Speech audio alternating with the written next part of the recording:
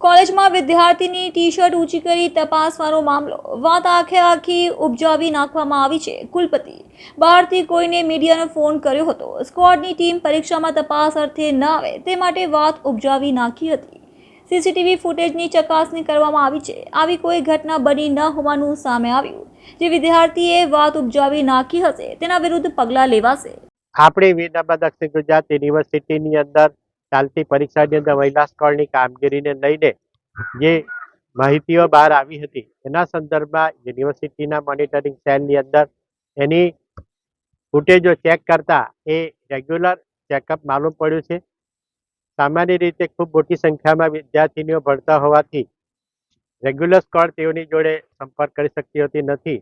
એને અટકાવવા માટે જ મહિલા સ્કોડ રાખવામાં આવી છે, જે પુરુષ અને મહિલા બંને વિદ્યાર્થીઓને ખૂબ સરળતાથી એને ચેક કરી રહ્યા છે. આ અટકાવવા માટે જ આ પ્રકારની પ્રવૃત્તિ કરવામાં આવી રહી હોય એવું માલુમ પડે છે.